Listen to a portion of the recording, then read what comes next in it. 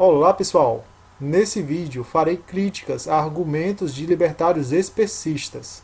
Vamos analisar aqui a lógica desses libertários sobre seus critérios de quem merece direito, como também responderei objeções comuns que eles fazem contra o direito dos animais. Muitos libertários especistas reconhecem que, por animais fazerem uso de seus corpos, esses então possuem autopropriedade, mas alegam que, apesar de os animais possuírem autopropriedade, ainda assim não possuiriam direito à sua autopropriedade, ou seja, que um animal não possuiria direito sobre seu próprio corpo. Mas por que, indagamos? O que seria necessário para que um indivíduo possa ter direito à sua autopropriedade na visão desses libertários? Segundo eles, para se ter direito à autopropriedade, são necessárias duas coisas. A primeira é ter autopropriedade, ou seja, fazer uso de seu corpo. A segunda é ter capacidade argumentativa, que significaria reivindicar direitos e reconhecer direitos. Para entendermos melhor o raciocínio deles sobre quem merece direito, vejamos aqui alguns exemplos. Um embrião teria direito considerando esses dois critérios postos por eles? Na visão de boa parte desses libertários, um embrião não teria direito, pois não possui autopropriedade. Não satisfaria o primeiro critério. Muitos libertários entendem que não haveria um eu, um alguém ali naquele aglomerado de células fazendo uso do corpo, como também que o embrião não teria capacidade argumentativa, não satisfaria o segundo critério, pois para se ter capacidade argumentativa seria necessário primeiro ter autopropriedade. Aqui vale mencionar o que a biologia fala. Até a 8ª semana de gestação se trata de embrião. A partir da 8ª semana de gestação se trata de feto. Mas só a partir do 5º mês de gestação é que o feto se tornaria senciente. Tecnicamente, há um eu, um alguém no aglomerado de células a partir do 5º mês de gestação. Isso é o que está de acordo com a literatura científica. Você pode ver algumas referências agora na tela e na descrição do vídeo eu vou deixar ainda mais referências. Mas o que é comum é boa parte de libertários considerarem que a partir da 12ª semana de gestação já haveria um alguém no aglomerado de células e, portanto, para eles, o feto na 12ª semana de gestação estaria fazendo uso de sua autopropriedade. Mas então, como fica o julgamento deles quanto ao feto a partir da 12ª semana de gestação? Na visão deles, o feto satisfaz a primeira condição para se ter direito, que é ter autopropriedade. Mas, para se ter direito sobre a autopropriedade, o feto tem que satisfazer a outra condição, ou seja, o feto tem que ter também a capacidade argumentativa, que seria a capacidade de reivindicar direito e reconhecer direito. Mas fetos teriam capacidade argumentativa? Agora é o momento do pulo do gato. Veja só, estes libertários colocam que fetos teriam direitos sobre sua autopropriedade, pois fetos teriam sim a capacidade argumentativa. Mas só que libertários colocam que essa capacidade ainda não é efetivada. Eles colocam que a diferença entre fetos de 12 semanas para os outros animais seria que esses fetos têm capacidade argumentativa, só que ainda não é efetivada, enquanto os animais teriam uma incapacidade. Logo, fetos teriam direito e animais não. É importante destacar que, caso o feto pós 12 semanas fosse diagnosticado anencefálico, esses libertários não considerariam que o feto estaria fazendo uso de sua autopropriedade. Logo, já não satisfaria um critério para ser merecedor de direito.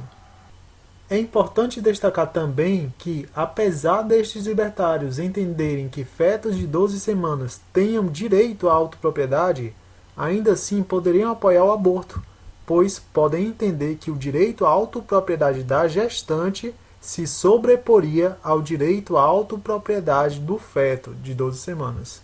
Mas também há libertário que entende o contrário, que o direito à autopropriedade da gestante não deve se sobrepor ao direito da autopropriedade do feto, sendo então esses outros libertários contra o aborto. Também é importante destacar a outra parte de libertários, que consideram que é impossível saber quando alguém surge e, portanto, dão o benefício da dúvida, considerando que é errado matar um embrião que, para eles, supostamente já poderia ter uma mente, mesmo que o sistema nervoso central não tivesse formado. Ou seja, seriam até mesmo contra o aborto no estágio de embrião. Esses entenderiam que o embrião teria capacidade argumentativa. Apesar dessa divergência entre eles sobre quando um ser adquire autopropriedade e direito à autopropriedade, eles concordam que, para se ter direito, deve atender àqueles dois critérios. Vejamos agora o raciocínio dos libertários especistas em outro caso. E quanto aos deficientes mentais e os velhos senis, na visão destes libertários, devem ter direito? Os libertários entendem que sim. Mas ora, se para ter direito à sua autopropriedade, segundo esses libertários, se deve ser capaz de reivindicar direito e reconhecer direito, ter a capacidade argumentativa, os deficientes mentais e os velhos senis teriam direito à sua autopropriedade por quê? Na visão desses libertários, deficientes mentais e velhos senis ainda possuiriam direito, pois a capacidade argumentativa destes está obstruída por uma doença. Eles afirmam que deficientes mentais e velhos senis ainda assim teriam a capacidade argumentativa, mas essa capacidade não é efetivada, enquanto os animais diferem por ter incapacidade argumentativa. Em outras palavras, para esses libertários, a diferença entre os deficientes mentais e os animais seria que os deficientes mentais participam de uma categoria potente em efetivar direito, enquanto os outros animais não participam da categoria potente em efetivar direito. Enquanto os deficientes mentais estariam impedidos de efetivar sua capacidade argumentativa devido à doença, nos animais não haveria nada impedindo, ou que negative sua capacidade argumentativa. Portanto, deficientes mentais e velhos senis satisfazem os critérios estipulados por eles para serem merecedores de direito, enquanto os animais não. É importante mencionar também que há uma corrente entre os libertários, uma minoria ínfima entre eles, que consideram que deficientes mentais severos não devem ter direito, pois, no entendimento desses libertários, esses deficientes mentais seriam comparáveis com bebês anencéfalos. Se você quiser constatar os argumentos dessa corrente de libertários, veja na descrição do vídeo onde eu deixo os links. Mas atente você ao seguinte: deficientes mentais severos são sencientes, enquanto bebês anencéfalos não são sencientes. Essa corrente de libertários faz uma falsa analogia entre bebês anencéfalos e deficientes mentais severos. Para os libertários especistas em geral, qualquer ser que satisfaça seus dois critérios é merecedor de direito. Seja robôs, ou seja aliens, ou seja qualquer ser que for, independente da espécie, tem que satisfazer os seus dois critérios para ser merecedor de direito. E as espécies que não satisfaçam seus dois critérios sofrerão preconceito por parte deles. As discordâncias entre os libertários especistas ficam sobre quando exatamente um ser possui esses dois critérios. Portanto, estes libertários especistas querem estipular que a discussão sobre quem merece direito se atenha a esses dois critérios. Os libertários especistas consideram que, se os defensores dos animais estão engajados em demonstrar que os animais devem ter direito, então, para eles, deveríamos mostrar que os animais atendam aos critérios que os libertários selecionaram. Colocando de maneira mais simplificada, a construção do raciocínio desses libertários especistas é essa. Premissa A. O direito à autopropriedade é merecido para aqueles que têm capacidade argumentativa.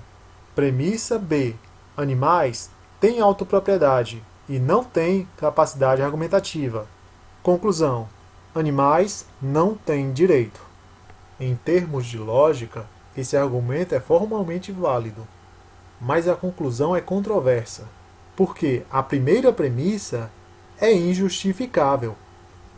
O raciocínio desses libertários especistas é construído negligenciando a ciência, no qual é algo relevante se nos dispusermos a ser justos. Se animais humanos e animais não humanos são iguais no que se refere à capacidade de serem prejudicados ou beneficiados, nossas ações morais devem ser pautadas por esse critério mais abrangente, o da ciência, e não por critérios de cognição menos abrangentes e, portanto, discriminatórios e injustos. Indivíduos sencientes, sejam esses humanos ou não humanos, podem igualmente serem prejudicados ou beneficiados por nossas ações e omissões, justamente por serem sencientes, não por terem capacidade argumentativa. Os outros animais, assim como os humanos, são seres psicológicos, com experiência própria de bem-estar. Neste sentido, nós e eles somos análogos. Portanto, apesar de nossas diferenças, nós e eles somos iguais. Existe ampla referência bibliográfica mostrando que as características de humanos também podem ser encontradas nos outros animais, em menor ou maior grau, dependendo da característica. Quando eu afirmo que animais são nossos semelhantes, eu me fundamento em literatura científica para chegar a essa conclusão, sendo que, em muitos casos, animais não humanos são até mesmo superiores cognitivamente que vários espécimes humanos. Se você desconhece esses dados e quiser constatar essa literatura científica, os links vão estar na descrição. Vale mencionar também os estudos de Charles Darwin sobre o assunto. Segundo Darwin, não existem características unicamente humanas. As diferenças entre os homens e os outros animais são de cunho quantitativo e não qualitativo. Naquilo que une o homem e os outros animais, Darwin mostra que não há diferenças de natureza, mas sim de grau. As habilidades, os instintos, a inteligência, a capacidade de comunicação, que seria a linguagem, os comportamentos, são caracteres animais difundidos por uma infinidade de espécies. Ele diz: não há diferenças fundamentais entre o homem e os animais nas suas faculdades mentais. Aí pulando um trecho. Os animais, como os homens, demonstram sentir prazer, dor, felicidade e sofrimento. Na descrição do vídeo, você vai encontrar vários links mostrando que nossa melhor ciência só corrobora com os estudos de Darwin. Há vários artigos científicos mostrando que os outros animais são autoconscientes. Segundo o biólogo Richard Dawkins, não há nenhuma categoria natural que inclua chimpanzés, gorilas e orangotangos, mas que exclua humanos. Dawkins atenta para o fato de que os seres humanos não apenas são primatas, mas, além disso, estão no conjunto dos chamados primatas africanos. No terceiro Congresso Brasileiro de Bioética e Bem-Estar Animal, sob a chancela do Conselho Federal de Medicina Veterinária, cientistas emitiram um parecer que animais são autoconscientes. As evidências científicas que comprovam o teor desse parecer se dividem em 4 categorias: comportamentais, neurológicas, farmacológicas e evolutivas. Elas mostram que os animais se comportam como seres humanos, além de apresentarem estrutura nervosa semelhante à do homem. Por exemplo, algumas das substâncias liberadas diante de sensações de medo, ansiedade e alegria nos seres humanos também estão presentes nos animais. Espero que com essas informações tenha ficado claro: os outros animais são nossos semelhantes. E se um ser sofre, não pode haver justificativa moral para recusar ter em conta esse sofrimento. O sofrimento dos outros animais, tal como o sofrimento humano, não é passível de ser tratado com leviandade. O princípio da igualdade exige que o sofrimento de um indivíduo seja dada tanta consideração como o sofrimento semelhante, independente da natureza do ser. Se ambos podem sofrer de forma semelhante, se ambos têm o interesse básico de permanecerem vivos, é justo haver igual consideração pelos seus interesses. Se você abraçar o princípio moral da regra de ouro, de que é errado causar prejuízos a terceiros, tal como você não gostaria que ele causassem prejuízos, então os outros animais, que são terceiros semelhante a você, têm direito de não serem prejudicados. Se você abraça o princípio moral da regra de ouro, entende que é ruim ser prejudicado ou prejudicar os outros, então faça o óbvio, não prejudique os outros. Se você aceita o princípio moral da regra de ouro, então você terá de abandonar todas as suas práticas ilegítimas que causem danos a terceiros, que são capazes de serem prejudicados do mesmo modo que você. Enfatizo: se um ser sofre, não pode haver justificativa moral para recusar ter em conta esse sofrimento. Por outro lado, se um ser não é capaz de sentir sofrimento ou de experimentar alegria ou ser desprovido de interesses, não há nada a ter em conta moralmente. Tal ser é indiferente à sua existência. Assim, a senciência é a única fronteira defensável de preocupação relevante ao direito dos outros. Plantas, bactérias ou embriões não são sencientes. Por serem indiferentes à sua existência, não podem ser afetados positivamente ou negativamente. Se você discorda dessa afirmação e acredita que plantas, embriões e bactérias são sencientes, então confira na descrição do vídeo que eu deixarei um link para outro vídeo meu onde explico com detalhes por que não são sencientes, como também apresento literatura científica de que não são sencientes. A justiça requer imparcialidade, e não é imparcial opor-se à violação dos interesses legítimos de humanos, enquanto se aceita a violação dos interesses legítimos dos outros animais não humanos, que são capazes de sofrer do mesmo modo e que também têm interesse em permanecerem vivos. Para entender o conceito de imparcialidade, podemos esquematizar qualquer conflito em 3 blocos. De um lado, teremos os interesses e as razões de uma das partes, que aqui seria o indivíduo X. De outro lado, temos os interesses e as razões da outra parte, que aqui seria o indivíduo Y. E no meio, encontra-se a imparcialidade, que com base em critérios objetivos e dentro do possível a dados factuais, entende-se que ela seria o caminho para um julgamento justo para resolver conflito de interesses. A imparcialidade é essencial para se fazer um julgamento justo. Se o direito serve como um mecanismo complexo para resolver conflito de interesses, que protege os interesses do mais fraco e menos capacitado intelectualmente da opressão de quem é mais forte ou mais capacitado intelectualmente, os animais não humanos, como sendo seres menos capacitados intelectualmente, devem ter seus interesses também protegidos. Os animais têm interesses que são moralmente relevantes. Então faz sentido em reconhecer o seu direito para proteger o seu interesse. Ter um direito é possuir um interesse protegido. Pessoas opressoras como os escravistas, eugenistas, nazistas, defendiam que nem todos os conflitos de interesses deviam ser considerados em um julgamento. Não defendiam a imparcialidade e moldavam o direito em cima de uma base injusta, convertendo as diferenças em desigualdade moral.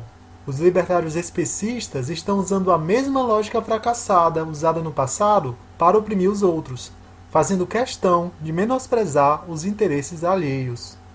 Rejeitar a imparcialidade e atropelar os interesses alheios por motivos ilegítimos é coisa de quem é escravista, eugenista, nazista ou especista. O que todos esses casos têm em comum é que o opressor sempre escolhe suas próprias características como dignas. Como eu havia falado anteriormente, estes libertários especistas se baseiam no critério de capacidade argumentativa para definir quem merece direito, e consideram que há diferença relevante entre capacidade de argumentar não efetivada dos deficientes mentais e a incapacidade de argumentar dos animais. Mas na prática, essas condições são idênticas, pois acarretam as mesmas consequências. Façamos uma analogia. Imaginemos uma motocicleta e uma bicicleta. Com uma motocicleta em perfeito estado, você consegue atingir 100 km por hora. Já com a bicicleta em perfeito estado, apenas 10 km por hora. Agora imagine que há motocicletas com defeito. Elas continuam sendo motocicletas, mas têm sua capacidade de chegar a 100 km por hora não efetivada. Então agora ela só pode atingir no máximo 10 km por hora. Note que a capacidade não efetivada da motocicleta está equivalendo à incapacidade da bicicleta. Se formos estabelecer regras de trânsito usando o critério de velocidade dos veículos, uma motocicleta com defeito e uma bicicleta devem trafegar nas mesmas vias, seguindo as mesmas regras de trânsito. Então, se na prática as condições são idênticas, elas devem acarretar as mesmas consequências. Assim como os deficientes mentais, que estão em uma condição que os fazem incapazes de reconhecer direito, os animais não humanos também estão. O fato de ambos os grupos não poderem cumprir obrigações não é motivo para tratar-lhes como recursos. Se animais não respeitam seus direitos entre si, isso não é motivo para nós os tratarmos como recursos. Assim como, se deficientes mentais não respeitam seus direitos entre si, isso não é motivo para nós os tratarmos como recursos. Se animais abandonados não reconhecem o direito que você tem, não é motivo para se aproveitar deles e os tratar como recursos. Assim como, se deficientes mentais abandonados não reconhecem o direito que você tem, não é motivo para se aproveitar deles e os tratar como recursos. O fato de alguém não ter um tutor para responder pelos seus atos não faz desse alguém não ser merecedor de direito. Se você entende que não é sentimentalismo reconhecermos que deficientes mentais tenham seus interesses respeitados, então deve entender também que não é sentimentalismo reconhecermos que os outros animais não humanos devem ter seus interesses respeitados. Não confunda sentimentalismo com ética. São coisas totalmente distintas. Quando defensores dos animais comparam os humanos com os outros animais, eles não querem dizer que animais devem ter as mesmas obrigações que as pessoas sãs, mas sim que devem receber a mesma consideração que humanos incapazes de cumprir deveres já recebem, de não serem tratados como recursos. Os animais não humanos devem ter o direito negativo pré-legal básico de não serem tratados como um recurso, assim como ocorre com os deficientes mentais. Um animal não humano não pode cumprir obrigações, pois não é um agente moral. Dizemos que alguém é um agente moral quando cabe a tal indivíduo a responsabilidade por pelo menos parte de suas ações, atitudes e condutas. Uma criança, um velho senil, um deficiente mental ou um animal não humano não podem ser agentes morais, pois são incapazes de responder por suas ações. Um agente moral refere-se a um indivíduo capaz de exercer e responder a reivindicações morais. Outro modo de dizer é: agente moral é alguém cujas ações possam ter impacto sobre pelo menos um paciente moral. Entendendo-se paciente moral como alguém que, apenas por ser o que é, incapaz de refletir sobre suas ações, mereça a consideração de ser respeitado e valorizado da parte do agente moral. Pacientes morais não podem executar ações moralmente certas ou erradas, porém, eles podem ser alvo de ações moralmente certas ou erradas oriundas de agentes morais. Indivíduos com maturidade têm o ônus de justificar suas ações. Indivíduos com maturidade não devem justificar suas ações pelas ações dos outros indivíduos sem maturidade. Libertários especistas, quando confrontam os argumentos de direito dos animais, falam como se não devêssemos distinguir agentes morais de pacientes morais, dizendo que animais só merecem direito se arcarem com dever. Convenientemente ignoram de que não é preciso cumprir dever para se possuir direito, e que vários indivíduos já possuem direito sem ter dever algum. Mesmo que não exista nenhuma pessoa sã para responder por um deficiente mental abandonado, não tira o fato que esse indivíduo ainda tenha direito sem ter dever algum. Agora atente a esse furo da lógica dos libertários especistas, que é o de eles considerarem que o que faz crianças e deficientes mentais merecerem direito é por possuírem potencial de argumentação. Ou seja, o raciocínio deles é o seguinte: se um ser tem potencial para ser X, logo esse ser deve ter direito de X. Acontece que a potencialidade de exercer algo não deve, jamais, ser critério para ter qualquer direito. Um estudante de medicina não pode ter direito de médico simplesmente por ter a potencialidade de vir a ser um médico. Uma criança não pode ter direito de juiz simplesmente por ter a potencialidade de vir a ser um juiz. Uma paquera não pode ter direito de esposa simplesmente por ter a potencialidade de vir a ser uma esposa. Não faz sentido um ser ter direito pela potencialidade do ser. O que faz sentido é um ser ter direito pelo que ele é. Então essa lógica de se um ser tem potencial para X, logo deve ter direito de X, não tem o menor sentido. Mas os libertários especistas falam que na verdade verdadeira não é exatamente essa lógica. E o que faria todo sentido é, se um ser tem potencial natural para ser X, logo deve ter direito de X.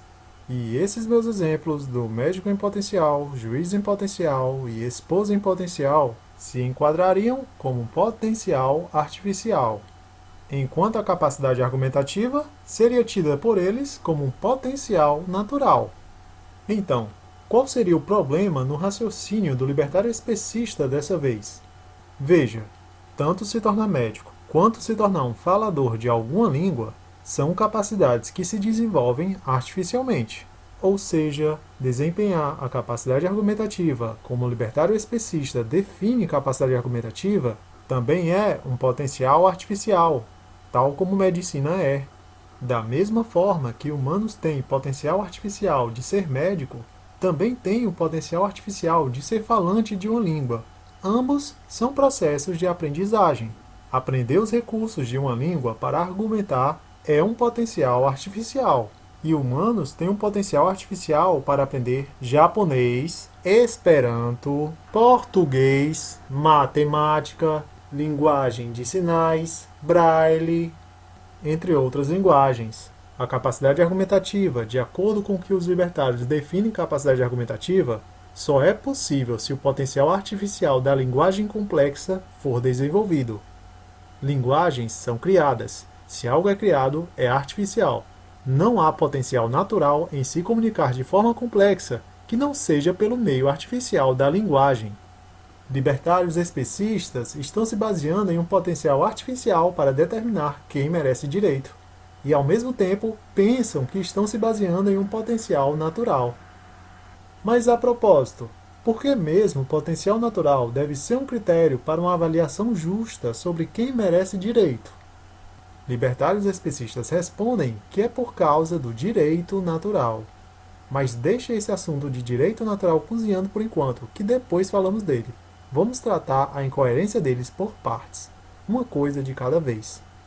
Não é porque crianças e deficientes mentais têm potencial de argumentação que devam merecer direito. Mas sim, merecem direito porque têm interesses moralmente relevantes e porque abraçamos o princípio de igual consideração de interesses semelhantes. Então, já passou da hora de libertários especistas abandonarem esse argumento mal construído de potencialidade do ser justificativa para se ter direito. Se o libertário especista considera que há todo sentido do mundo na estrutura desse raciocínio, ele só tem a se bananar. Façamos agora um exercício mental. E esse exercício mental é imaginando a situação hipotética que nos ajude a pensar sobre o que é justo. Imagine que soubéssemos que estávamos prestes a nascer no mundo, mas não soubéssemos a posição que ocuparíamos. Suponha que não soubéssemos o sexo ou a espécie a que pertenceríamos, quais seriam as nossas capacidades intelectuais e etc. E suponha que seríamos capazes de decidir, nesse estado pré-encarnado, quais seriam os princípios morais e políticos do mundo. Este cenário imaginário é útil porque lida com a justiça das condições. Numa situação como esta, se agíssemos de acordo com a possibilidade de sermos afetados, defenderíamos a posição de que ninguém deve sofrer qualquer tipo de discriminação injusta. Estaríamos contra qualquer coisa que pudesse resultar em discriminação contra nós por não possuirmos certas capacidades. Também rejeitaríamos a ideia de que alguns devem receber mais benefícios do que outros simplesmente porque pertencem a um grupo particular. Se se fizer um julgamento realmente imparcial, a possibilidade de nascermos como animais não humanos faria com que escolhêssemos uma situação na qual os interesses dos animais não humanos fossem protegidos adequadamente. Atente agora a esse outro furo da lógica dos libertários especistas.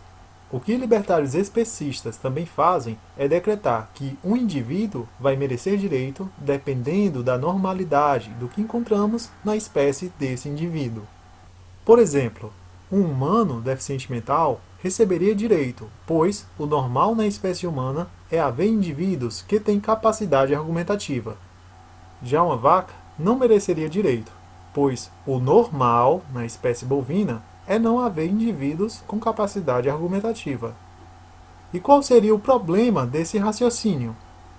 Bem, se o libertário especista considera que é sem sentido decidir o valor ou status moral de alguém apenas com base na normalidade da raça, deveria enxergar também como é sem sentido decidir o valor ou status moral de alguém apenas com base na normalidade da espécie. Julgar se alguém merece direito, tendo como critério a normalidade de sua espécie ou a normalidade de sua raça, não é moralmente relevante, e é um critério arbitrário. Vejamos agora esse outro ponto dos libertários especistas. É curioso como os libertários especistas colocam que o direito se origina da capacidade de reivindicar direito. Mas veja, se formos perceber bem, animais até reivindicam o direito. Quando invadem um território dele, ele o defende. Quando tentam pegar a comida dele, ele luta por ela. Quando tentam matá-lo, ele ataca de volta. Quando ameaçam sua família, ele a protege, etc, etc, etc. Animais reivindicam direitos sim, só não reivindicam utilizando a forma que o libertário especista selecionou, no qual é a linguagem humana. Os animais estão se comunicando e reivindicando o direito o tempo todo. E negar que isso ocorre seria o mesmo que negar, por exemplo, que um deficiente mental não reivindica seu direito de se alimentar só porque não verbaliza conforme esperado pelo ouvinte. O mais irônico de tudo isso é que os libertários especistas usam imagens de animais como um símbolo de reivindicação de direito e, ao mesmo tempo, renegam a capacidade dos animais de reivindicar direito. Eles poderiam usar um humano como símbolo para reivindicar direito, mas vão preferir quem mesmo? Um animal não humano. E eu devo concordar que é uma ótima escolha usar imagens de animais como símbolo para reivindicar direito, pois os próprios animais assim o faz do seu próprio modo. Veja só que interessante essas evidências. Há animais não humanos que falam frases de forma complexa, usam sua própria gramática para se comunicarem entre si. Há outros animais que lhes foi ensinado a linguagem de sinais. Esse chimpanzé que você vê na tela não somente aprendeu a se comunicar pela linguagem de sinais, como também ensinou a outros chimpanzés como se comunicar por essa linguagem. Também há animais que são objetivistas e dão pouca informação. Embora não possuam os mesmos parâmetros humanos a respeito da comunicação, não tira o fato de terem as mesmas características humanas, só que em menor grau, que os possibilitam de reivindicar direito ao seu próprio modo. Como Charles Darwin bem explanou em seus estudos, não há características exclusivamente humanas. A diferença entre os homens e os outros animais sencientes não é de natureza, mas sim de grau. Assim como a diferença entre um deficiente mental e uma pessoa sã é de grau, a diferença entre um humano e um não humano, do mesmo jeito, é de grau. Existe um autor libertário chamado Hans Hermann Hoppe, no qual é tido como referência para os libertários, que certa vez respondeu a um e-mail de um brasileiro chamado Luiz Fabretti. Nesse e-mail, Fabretti perguntava se era necessário argumentar para um ser possuir direito à autopropriedade. Hoppe afirmou que não se precisa argumentar, bastaria usar sua autopropriedade para ser o dono dela, e o ato de argumentar serve apenas para você falar que tem autopropriedade. Repetindo, a referência dos libertários especistas disse que bastaria usar sua autopropriedade para ser o dono dela, e que não se precisa argumentar. Outro brasileiro, chamado Léo, também mandou um e-mail para Hoppe, perguntando a posição dele sobre o direito dos animais. E aí Hoppe, que é um especista, se embanana.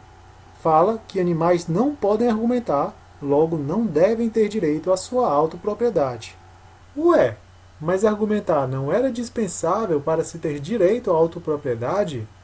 Esse pessoal libertário especista precisa se decidir. Uma hora diz que direito é algo que se tem independentemente de requisição. Outra hora diz que os animais terão direito apenas se o requererem pela linguagem humana. E veja só que curioso. Se hipoteticamente cientistas trouxessem de volta os antepassados do Homo sapiens, como o homem de Neandertal, o Homo habilis, Homo erectus, Australopithecus, os libertários especistas considerariam que esses seres só teriam direito se falassem no idioma do Homo sapiens. Vejamos essa tirinha. O cidadão diz: para uma seleção justa, todos farão o mesmo exame, escalar aquela árvore. Quando o libertário especista argumenta que alguém precisa conseguir expressar-se utilizando um grau humano para poder ser considerado, ele entra no terreno do capacitismo, atrelando um direito à capacidade do ser de verbalizar em linguagem humana esse direito. O problema do libertário especista é que ele não preza por fazer um julgamento justo, ao considerar que a reivindicação de direito só possa ser feita através da linguagem humana. Agora, mesmo que aceitássemos esse argumento capacitista de que é a reivindicação de direito na linguagem humana que origina direito para alguém, será que isso anularia o direito dos animais? Eu digo que não, e se pode chegar ao direito dos animais por outra via. Façamos uma analogia. No nosso direito, pessoas jurídicas possuem direito, mas uma pessoa jurídica não consegue reivindicar nada pela argumentação. É necessário que outros façam por ela. Nesse sentido, mesmo que você entenda que é a reivindicação de direito na linguagem humana que origina direito, o movimento vegano faria esse papel de reivindicação. Outros reivindicando direito para aqueles que não possuem a mesma linguagem dos ouvintes. O problema de ir por essa via é que o libertário especista assume que os veganos deveriam arcar com todos os danos que os animais vierem a lhe causar.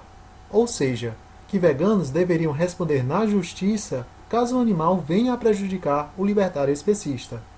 E o libertário especista assume que, caso os veganos não aceitem responder pelos animais, teriam de aceitar que os animais não tivessem direito e fossem tratados como recursos. Isso faz tanto sentido quanto dizer a humanistas para responderem na justiça pelos danos que deficientes mentais abandonados causassem a libertários. E caso os humanistas não assumissem esses danos, seria justo tratar os deficientes mentais abandonados como recursos. Essas tentativas dos libertários especistas de negar o direito dos animais a todo custo não passam de argumentos infantis. E com esses argumentos infantis, eles juram estar fazendo uma justificativa racional para tratar os animais como recursos e submetê-los à violência que lhes seja conveniente. Mas, a propósito, quem foi que disse que somente aqueles indivíduos capazes de reivindicar direito pela linguagem humana devem ter direito? Deus? De alguma religião maluca? Os libertários especistas respondem que é o direito natural que determina que só merece direito quem o reivindica pela linguagem humana.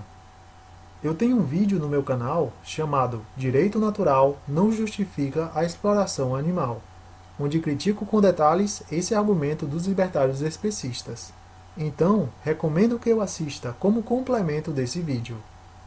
E agora, vamos passar para o próximo ponto e tratar de outra crítica que esses libertários especistas fazem contra o direito dos animais.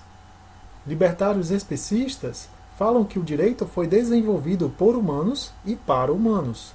Logo, devemos seguir essa tradição e deixar as coisas como sempre foram. Um professor de direito, chamado Gary Francione, responde muito bem a esse argumento. Em seu livro, intitulado de Introdução aos Direitos dos Animais, ele diz: se os benefícios morais fossem só para os criadores dos conceitos morais, então a maior parte da humanidade ainda estaria de fora da comunidade moral. Os conceitos de direitos, conforme os entendemos atualmente, foram, na realidade, concebidos como um modo de proteger os interesses dos ricos proprietários de terra e do sexo masculino. De fato, historicamente, a maioria dos conceitos morais foi criada por pessoas privilegiadas do sexo masculino para beneficiar outras pessoas privilegiadas do sexo masculino. Com o passar do tempo, reconhecemos que o princípio da igual consideração requeria que considerássemos moralmente odiosa a posse de alguns humanos por outros.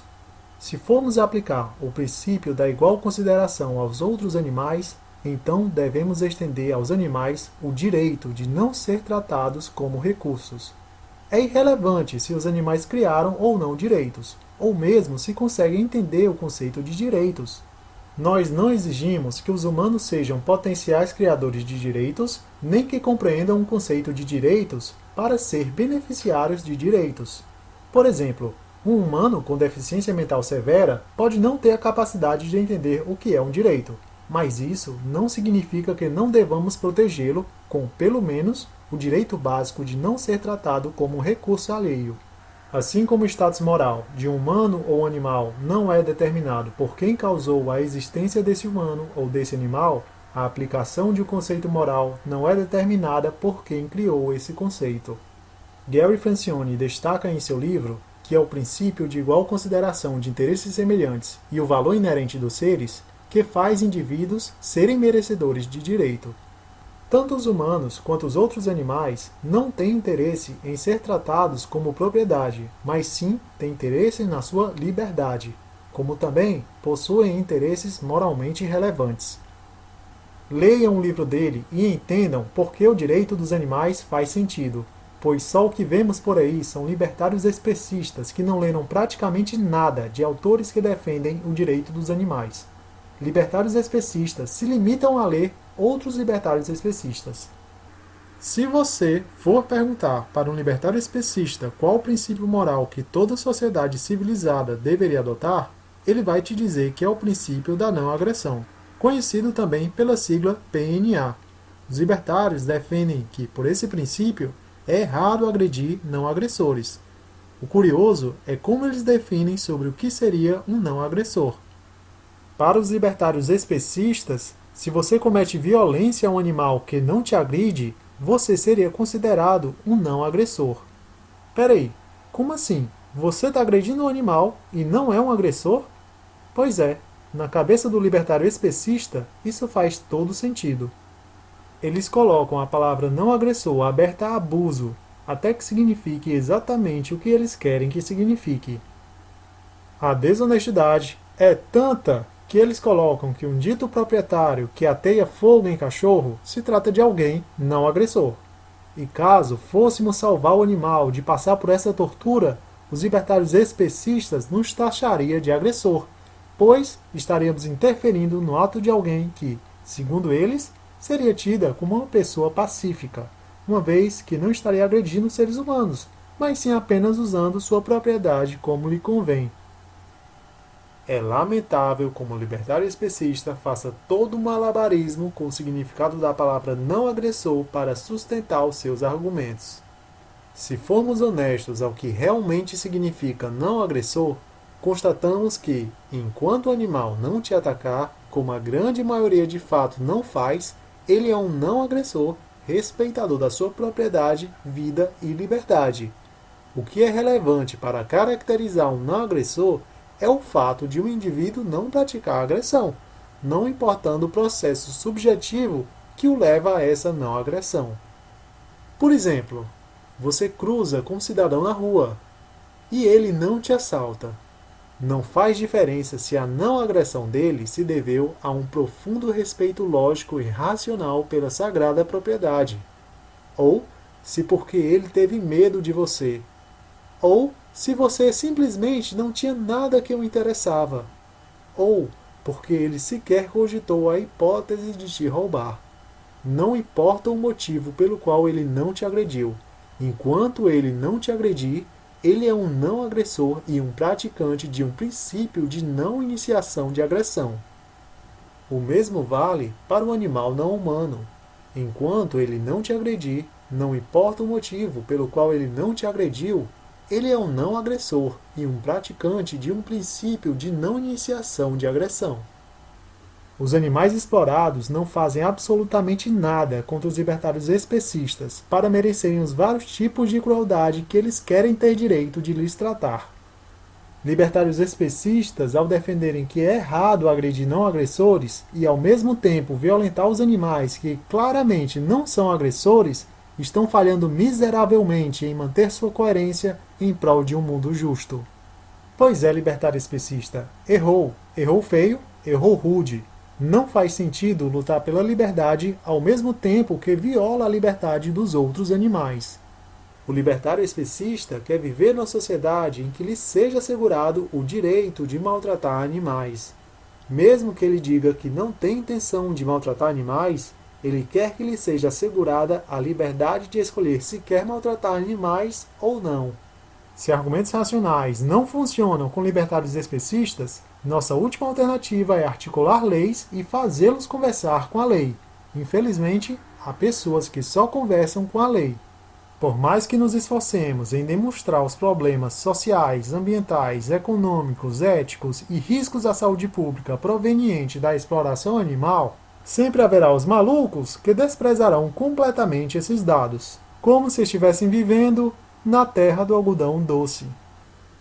Como eu havia explicado antes, essa é a lógica que libertários especistas construíram para realizar que animais não devem ter direito. Vejamos agora como é construída a lógica que defensores dos animais realizam ao conceber que animais devem ter direito. Premissa A. O respeito pelos interessados à vida e à liberdade deve ser imposto. Premissa B. Animais não humanos possuem interesses à vida e à liberdade. Conclusão: logo o respeito pelos animais não humanos deve ser imposto.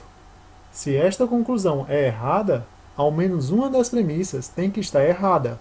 Qual dessas premissas está errada?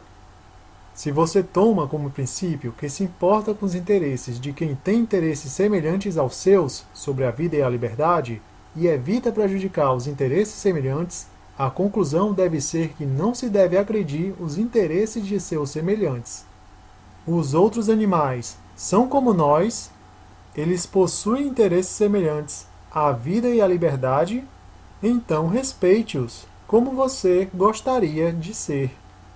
Os libertários especistas também argumentam que o que faz a espécie humana ser a única merecedora de direito é que ela tem capacidade inerente de resolver conflitos. Libertários especistas colocam que existe uma natureza humana na qual todos os humanos têm em comum a capacidade de resolver conflitos. E o problema desse argumento é o quê? Adivinha? Seres humanos criam conflitos insolúveis. Logo, resolver conflitos não são inerentes ao ser humano. Nesses casos, os humanos conflitantes até matam e morrem por esses conflitos. Da mesma forma que há animais na natureza que resolvem seus conflitos pela lei do mais forte, humanos conflitantes também resolvem seus conflitos insolúveis pela lei do mais forte. Diferentes humanos assumem diferentes axiomas morais. Sabe que outro problema tem esse argumento da natureza humana? Se você quiser entender por que esse argumento da natureza humana é ruim, faça um favor a si mesmo. Assista esse vídeo do Leandro Zaid. E o pior é que, se baseando no raciocínio de que não se pode resolver conflitos com os animais não humanos, libertários especistas concluem que têm o direito de se apropriar da vida dos animais não humanos e fazer com eles o que bem entender. Inclusive de ter o direito de estuprar animais. Se você participar de grupos libertários no Facebook, verá que por lá se defende a sandice do direito de maltratar animais. O cidadão aqui, chamado Giancarlo, pergunta se é um direito estuprar animais. E o tipo de resposta que vemos vindo de libertários especistas é o quê? Esse libertário especista, chamado Vinícius, responde o seguinte: não é possível que alguma pessoa com um mínimo de caráter compare um animal a um bebê. Pelo visto, o cidadão aí, que está totalmente alienado sobre a literatura científica, é que tem caráter. E nós, que estudamos e apresentamos a evidência, é que somos sem caráter, né? E ele continua: chegamos ao fundo do poço em colocarem um ser humano no mesmo grupo que um cachorro. Como assim um animal não humano não pode ser colocado no mesmo grupo que os seres humanos? Acaso seres humanos não são animais? E ele continua dizendo: animais não têm direitos. Homens têm direito à propriedade sobre animais. Pelo visto, mal ele sabe que todo humano é um animal. Já esse outro libertário especista, chamado Sebastião, diz o seguinte: direito é diferente da moral, não confundam as coisas. O cão é diferente de um bebê. Ele não é um indivíduo, mas uma propriedade privada. Logo, é irrelevante haver consentimento, pois apenas indivíduos podem consentir. O cidadão aí está errado em vários níveis. Os humanos e os demais animais compartilham as mesmas características necessárias para desfrutar da vida e da liberdade. Ambos são seres sencientes que buscam o prazer, evitar sofrimento e preservar sua própria vida e integridade. Faz todo sentido comparar a opressão que humanos e outros animais sofrem. Ambos não querem ter seus interesses violados. O preconceito dos libertários especistas aos animais não humanos é justificado por arbitrariedades. Só porque alguém não é da espécie deles, eles o desconsidera passível de comparação moral. Eles têm a mesma lógica fracassada dos racistas, dos sexistas, dos eugenistas, que convertem diferenças em desigualdade moral. Então é isso, pessoal. Eu fico por aqui. Fique de olho nos próximos vídeos e até mais!